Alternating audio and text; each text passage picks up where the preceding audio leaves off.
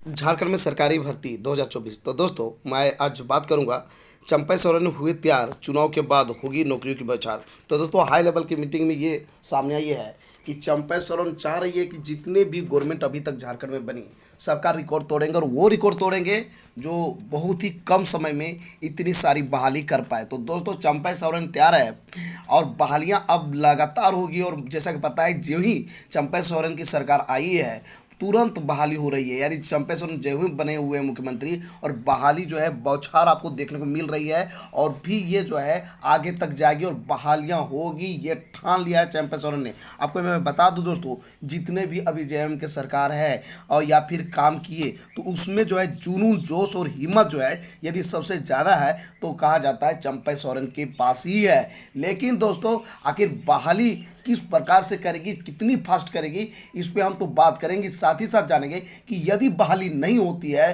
तो आखिर क्यों, क्या कारण रहेगा कि नहीं होती है, ये अंत में बात करेंगे। अभी बात करेंगे दोस्तों जो सरकार ने निर्णय लिया है, हाई लेवल मीटिंग में ये चर्चा किया है कि अब बहाली हम ताबड़तोड़ करेंगे और दिखाएंगे पूरे झारखंड को कि मेरा क्या जो है पोजीशन है, हम किस प्रकार से काम कर सकते हैं और किस प्रकार से क्षमता जेएम में है। तो दोस्तों जेएम की बात करें तो झारखंड मुक्ति मोर्चा जो है, जितने भी सरकार है ये चाहती है, आप देखे होंगे कि कहाँ पर रोड बन रहा है, कहाँ पुल बन रहा है, कहाँ पुलिया बन रहा है, इस पर ज़्यादा काम करती है। लेकिन ये चंपा सोरेन जो है ये शिक्षा विभाग पर काम करना शुरू कर दी है और इसको ये सबसे पहले प्राथमिकता दी है और ये काम बहुत ही फास्ट होगी। तो दोस्तों बहाली तो सभी जगह में होगी, लेकिन जो सबसे ज़्यादा बहाली करना चाह रही सरकार वो करने चाह रही है शिक्षा विभाग में। तो दोस्तों किसकी बहाली पहले होगी और किसकी बहाली बाद में होगी और कैसे कैसे बहाली होगी, जो कि हाई लेवल मीटिंग में ये जो सामने आई है उसको हम बात करेंगे दोस्तों। तो दोस्तों मैंने आपको पहले ही बता दिया, चंपा सोरेन चुनाव के बाद ताबड़तोड़ बहाली की तैयारी में है। जैसा कि आपको पता है अभी लोकसभा चुनाव चल रहा है और दोस्तों लोकसभा चुनाव के बाद ताबड़तोड़ बहाली होने वाली है, ये भी आपको पता है। तो चंपा सोरेन झारखंड में कम समय में ज़्यादा बहाली का सभी का रिकॉर्ड तोड़ेंगे, ये जो है ठान लिया है और ये काम भी शुरू कर दिए दोस्तों। तो दोस्तों झारखंड सहायक आचार्य की बहाली सबसे पहले होगी। जैसा कि आपको पता है 1 to 5 और 6 to 8 दोनों के लिए जो है बहाली प्रक्रिया चल रही है।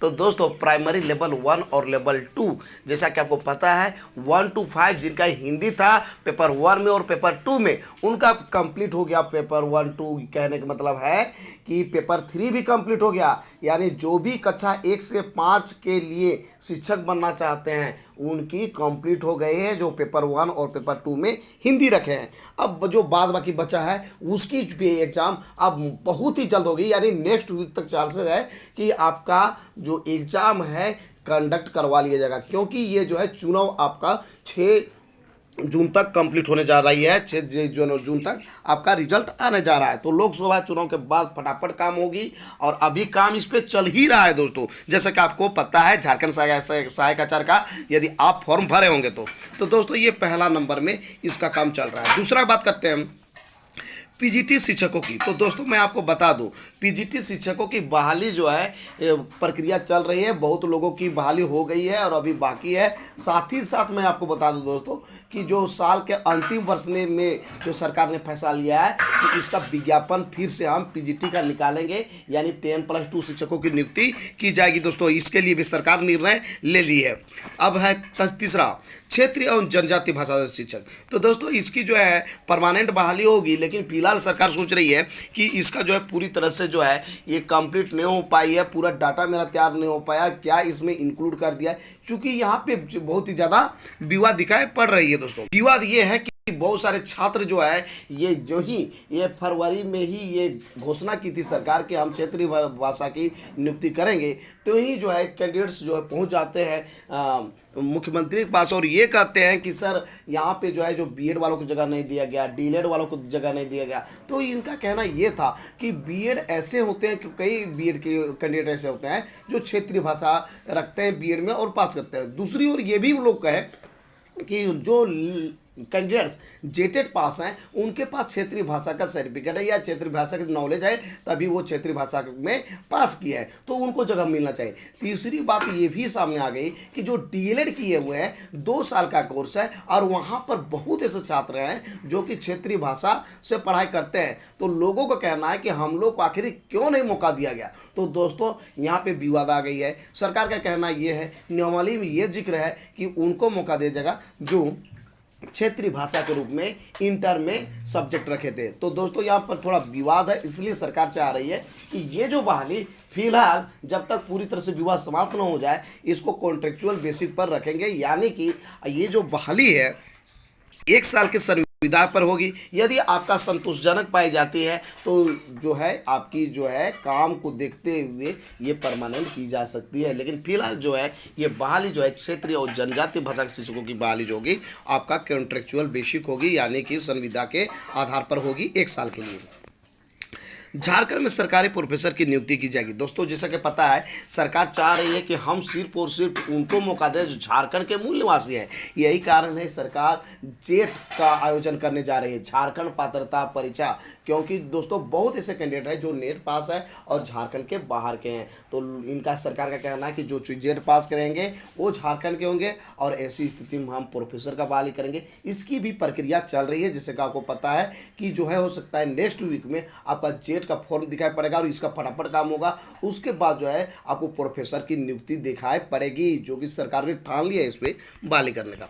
अब आते हैं दोस्तों 5 नंबर, झारखंड में उर्दू शिक्षकों की बहाली की जाएगी। दोस्तों आपको जैसा कि पता है कि उर्दू शिक्षकों की बहाली अभी ही होने वाली थी, जब 1 to 5 और 6 to 8 के लिए सहायक आचार्य बहाली आने वाली है, आई हुई है, इसी समय होने वाली थी। लेकिन दोस्तों इसलिए नहीं हुआ क्योंकि उर्दू शिक्षक की जो डिमांड था लड़कों का, उनका कहना था कि सिर्फ और सिर्फ उनको मौका दीजिए जो जेटेड पास है और जो है उर्दू विषय से पास है। और दोस्तों इस पर जो है नियमावली बन रही है और नियमावली तुरंत तैयार होकर जो है इस पर बहाली की जाएगी और बहुत ज़्यादा बहाली है।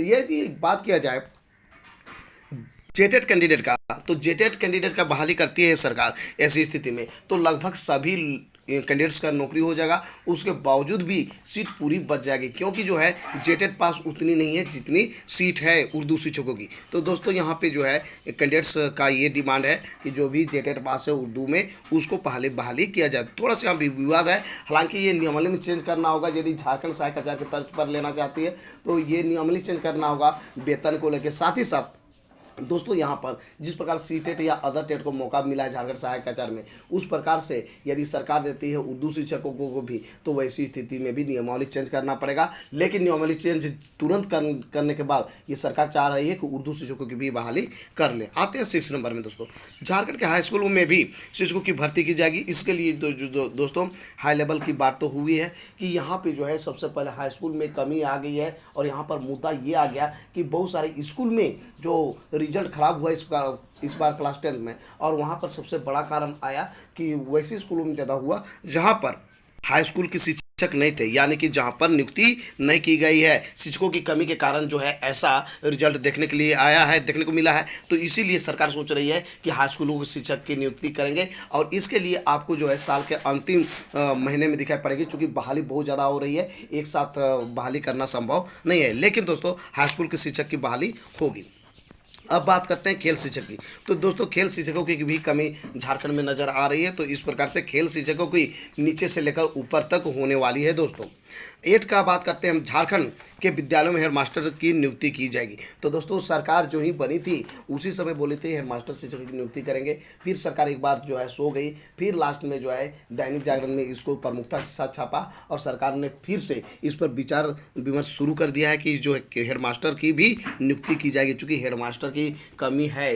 हर 96% सिर्फ रांची में हेडमास्टर की कमी है, पर बारिश काम चल रहा है। तो आप समझ लीजिए कि झारखंड में अन्य जगह किस प्रकार से होगी, तो हेडमास्टर की भी बहाली होने वाली है। दोस्तों 9 नंबर का बात करते हैं हम, झारखंड के विद्यालयों में कक्षा 1 से 5 तथा 6 to 8 में सहायक शिक्षक की बहाली सीधी काउंसिलिंग के माध्यम से होगी। दोस्तों ये सरकार का कहना यहाँ पर ये सोचता है, क्योंकि ये जो बहाली है ये पहले जो पूर्व में सरकार थी उसकी बहाली है, उसकी देन है, इसलिए ज़्यादा ये इंटरेस्ट नहीं ले रही थी। लेकिन हुआ क्या कि यहाँ पर झारखंड हाई कोर्ट ने ऑर्डर दिया कि जो भी 2013 में जेटेड पास है उनकी बहाली जो है यहाँ पे किया जाए। तो इस प्रकार से जो है 2013 जेटेड जो पास है उसको काउंसिलिंग के माध्यम से होने वाली है। वो ज़्यादा दिन जान नहीं जा रही है।